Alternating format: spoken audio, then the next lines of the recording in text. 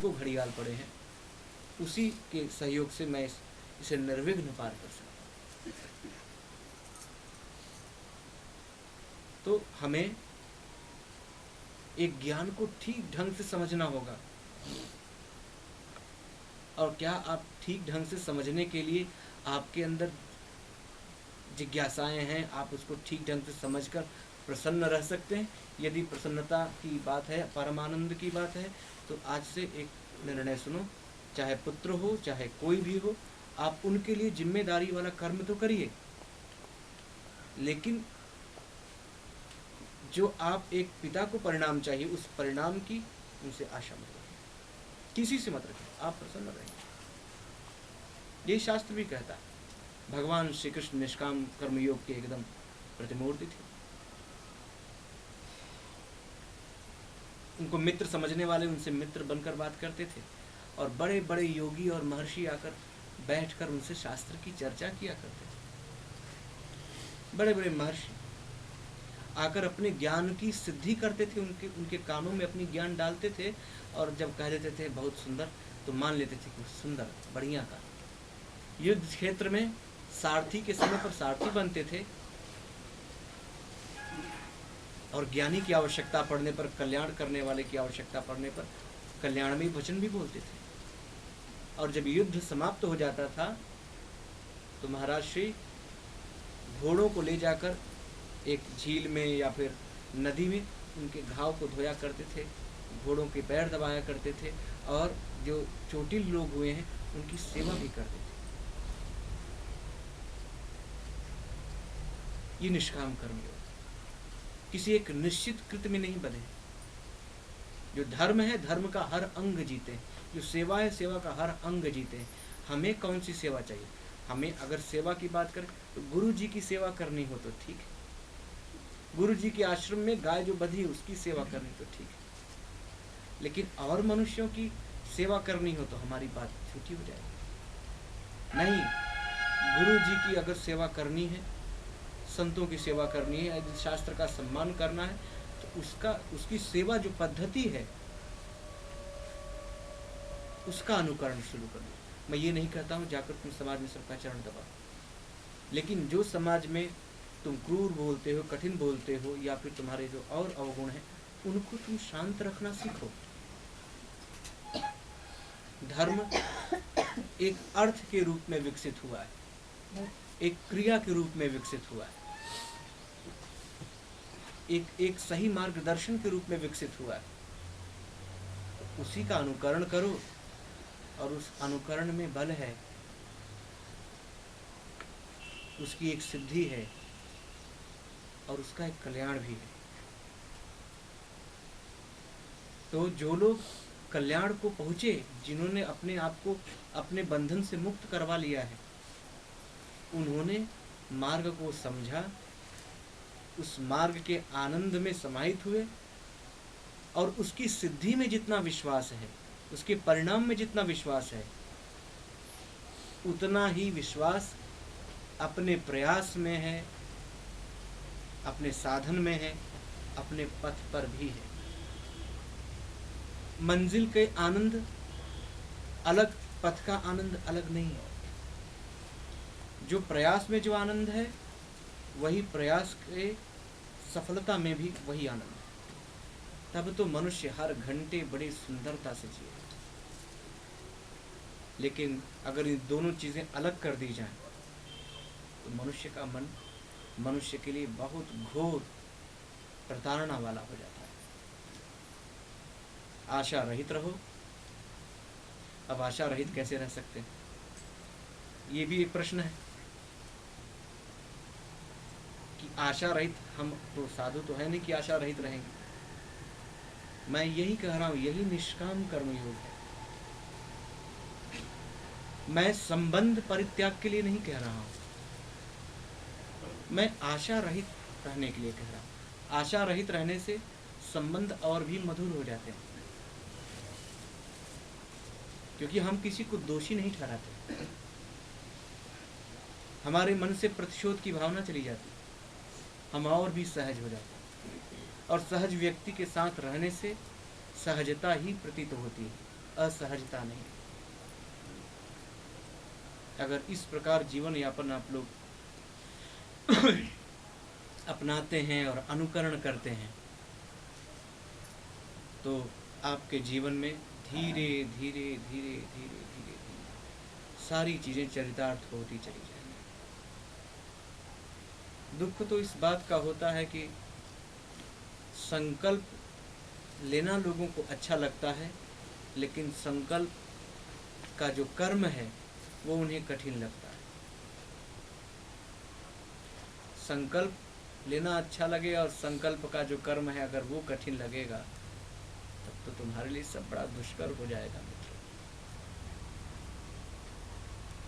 जितना सुंदर संकल्प है उतना ही सुंदर तुम्हें कर्म की प्रतीति भी लगनी चाहिए।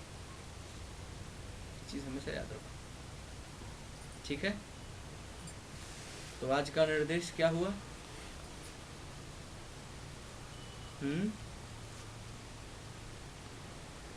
आज का निर्देश क्या हुआ? जितना सुंदर संकल्प उतना सुंदर कर्म की प्रतीति।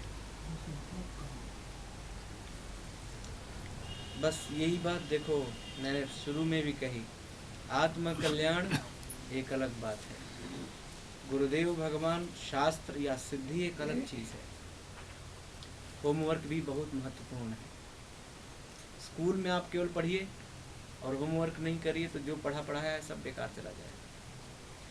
जो आप यहाँ सीख रहे हैं, जिस स्थिति में सीखते हैं, सुनते हैं, आप घर पहुँचिए, उस पर चिंतन करिए और समाज में जब पहुँचिए तो उस समाज में पहुँचने के बाद कर्म करिए।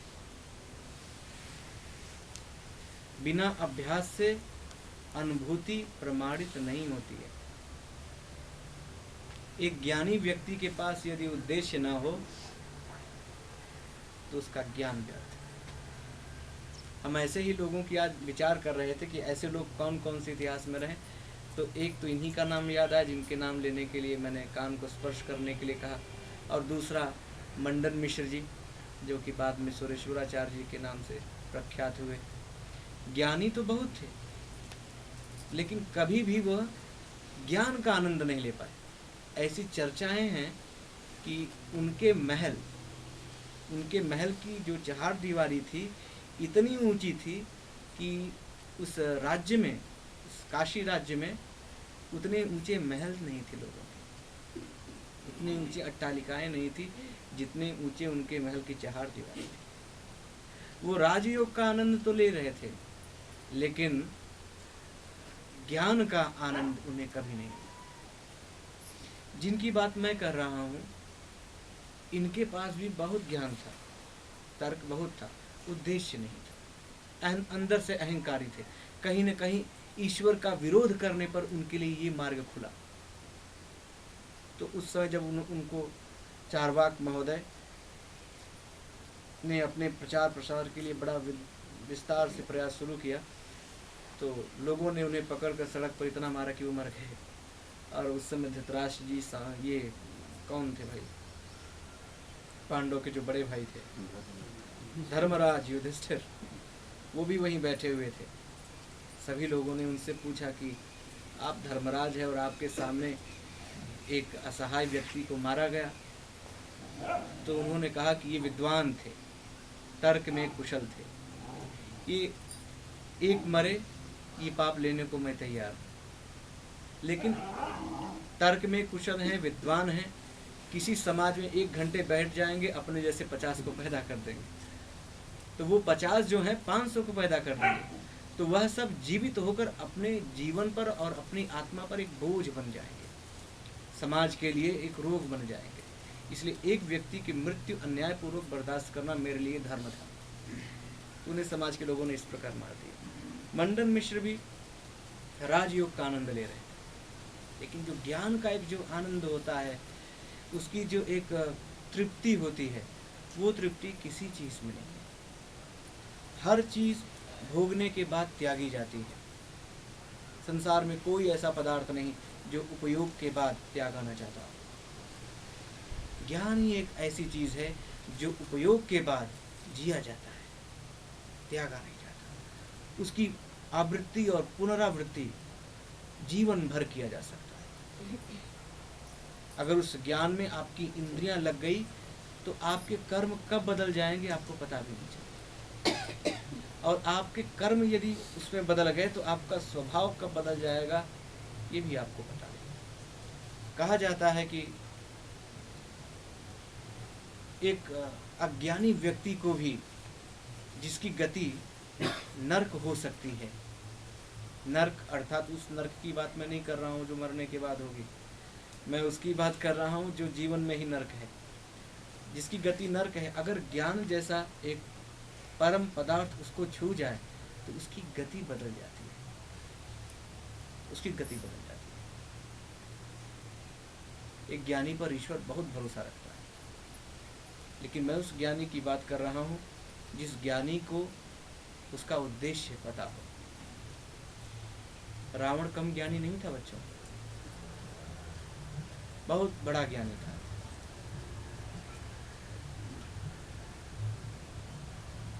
बहुत बड़ा ज्ञानी। भला ऐसा कौन सा मूर्ख होगा जो शिव को पूजकर राम का त्याग करे। जो शिव को जानता है वो भला राम को नहीं जानेगा। जो अपने मंत्रों से साक्षात शिव को प्रकट और ब्रह्मा जी को प्रकट करने की बात करता है वो अज्ञानी तो होगा नहीं, लेकिन उसके ज्ञान को कोई उद्देश्य नहीं था, इसलिए वो पातकी कर्मों में तल्लीन होता चला।